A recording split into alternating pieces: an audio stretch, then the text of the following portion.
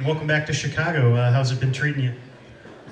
Good. I brought the bad weather back. You brought it back? Yeah, I'm responsible. So what have you been doing? You're teaching at Columbia. You're a visiting writer, and that's this semester, right? How's that been going right now? It's great to be back. I mean, I haven't, I left Chicago when I was 17. I moved back during a period when I was like in the early 90s. I was going through a divorce, and I had a fellowship. It was about a $10,000 fellowship. And I allotted that $10,000 for drinking money. And so that was the year I was back. I drank $10,000 worth of liquor all around Wrigleyville. Catherine MacArthur would have wanted it that way. Yeah. It was a Michener fellowship, and I felt like James Michener would have been proud of the fact that I drank $10,000 worth of his money. So I haven't been back since then. And it's great. It's great to be back. Does it seem like it's changed a lot since then, or about the same? I haven't gotten much out of my apartment, to be honest. It's great to be back. It's the first warm day. Yeah, of course. We were talking about bars earlier, and you had this hilarious story about the South Loop Club. The South Loop Club. Tell this story. Well, it was one of the. I mean, when was this? Maybe like a month ago. It was one of those nights. It was 12 below zero, and I was out. It's on State and Balbo, like South Loop area. Yeah. And earlier that night, I was someplace else drinking and having a good time, and so I had some friends drop me off the South Loop Club, which is about a block from where I'm living right now. And I walked in, and the place was almost entirely empty.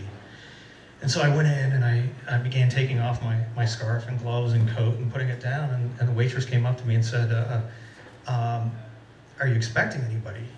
And I said, "No." And she said, "You'll have to sit at the bar. This is our busy time."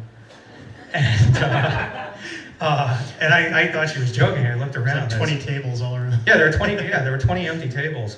And but sure enough, she wanted me to sit at the bar. So I just left and went someplace else to drink. But then, and this is my problem with drinking, which is that then later that night when I got back to my apartment, I thought, I want to call them and find out how many empty tables there are still. So I called them, and I asked for the manager, and I said, I have 25, 30 friends coming over. Do you have any tables? And he said, oh yeah, we have lots of tables. So anyways, I'm like, you fucker. We're coming over right now. Get ready. Yeah. Right, yeah, so. So this is the new book, America's Report Card. What was the initial impulse behind this that made you want to write this story? What was the initial idea behind it? It started as an essay when I was in the mid-90s. I'd finished a PhD, and I'd gone, I was finishing a PhD. I was kind of dragging it out.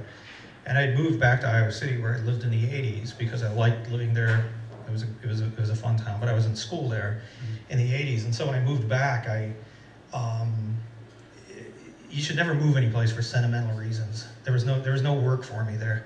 So I was working like 3 jobs and selling plasma. But one of the jobs was scoring standardized tests, and it was for $8 an hour. And it was just this horrible, horrible job. Iowa City is one of those places where people have like 2, 3 PhDs, but they have no employment. And so they take this job scoring standardized tests. And what you learned quickly was that you just had to allow yourself to be brainwashed, because accuracy meant nothing for the test. It was all about consistency, because that's how they continued keeping their contract. If you scored the test consistently with how it had been scored 2 or 3 years before that, then that was good. There's a part in the book where alligator leaves the right answer. Yeah. And somebody says, like, the proctor tells them, wait, 3 years ago, green was also a correct answer, so we have to make that a good correct answer too, even though it's not even close to an alligator, other than the color, maybe. If the test had been misscored before, we had to figure out how it had been misscored and misscored again. So we would start off with this big board behind us, and alligator, this is probably for like 3rd grade single answer questions or something. And alligator was the perfect answer. And then green suddenly became, or reptile maybe was the next answer or something. And then green was the next answer. It was acceptable. And then yellow was acceptable. And by the end of the week, you've read 20, 30,000 of these, and you kind of forget what the question is. And you go back and you read the question, and you think, there's no fucking connection. There's no, the question and the answer don't match at all. But if that's what was being accepted 3 or 4 years ago, then that's what we had to accept again. And there'd always be somebody who would snap and say, "This is bullshit," and get up and leave. And then like 2 weeks later, you'd see the person back, you know, because there's no employment in Iowa City. So, I mean, I left several times and ended up having to go back. Neptune has nothing to do with crocodiles. This is, well, what point did you? This is also, it's about, you know, this kind of universal 22 to 24-year-old kind of postgraduate floundering, working shit jobs and all that, and then it also quite a bit about what's going on today in the world. What point did you realize you were incorporating a lot of that as well, or was that a conscious thing? No, well, the first draft, I mean, actually, the book began as an essay that I was writing right after I finished that job. But I had signed a confidentiality agreement, and I talked to my agent about it. My agent said, "Well, you signed a confidentiality agreement, you can't write about that." And then I had a contract with my publisher to write my second book with them. And I started writing it, but as fiction, but I set it in the 1990s originally, and then as I was getting deeper and deeper into it, I thought there was kind of like a lot of political subtext into it. And I was writing it in 2004, and I thought, well, why don't I just set it in 2004 and try to keep up with what's going on politically as I'm writing it, and sort of let that feed into it. And so I started the book over and just sort of picked it up from there, just because a lot of things were pissing me off that were happening, and I just thought I might as well sort of feed that into the book and see where it would take me. It seems like, well, there was like no writers were afraid to talk about any of that for a while. Like there's no now things are starting to happen. People are writing about 9/11 onward. Why do you think there was that gap, or was it just because the books are coming out later? Or, no, I think it's just sort of. I think right after 9/11, there was a sense of kind of confusion about what to think of all of it and how to process it. And then with enough distance, then, you know, you start sort of piecing things together and realizing, you know, I mean, it's like there are just so many more fucked up things. And 2004 was the lead up to the election. And my book, and I knew as I was rewriting the book that it was going to end on election day.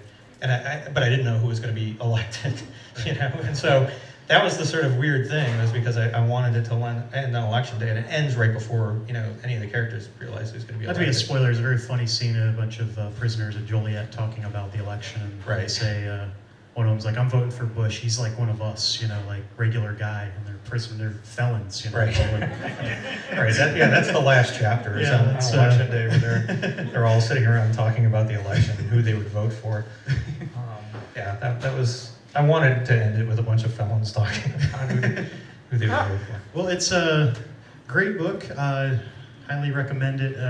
The cliche, you know, I couldn't put it down, definitely rang true here. America's Report Card by John McNally. Do you drink and write very much? Not that you wrote this drunk, don't take that wrong. I'm just throwing you a curveball, because it sounds like you definitely had put some, you know, obvious effort into it. You weren't like, glug, glug, you know, type, you know, but is that something you do sometimes? Like, hey, I'm through calling the South Loop and I'm still awake, you know. I can't drink and write, and I can't write with a hangover. So I don't drink as much as I used to. I don't drink as much as I did back when I was spending James Michener's money, you know. But and I don't think I wrote much that year. But I used to try to do these things I would call them Faulkner days, because I would hear how Faulkner would, you know, like drink a bottle of whiskey and write 40 pages. And so, you know, I would wake up early and kind of get prepared for this, you know, like, oh, I'm gonna have a Faulkner day today, you know?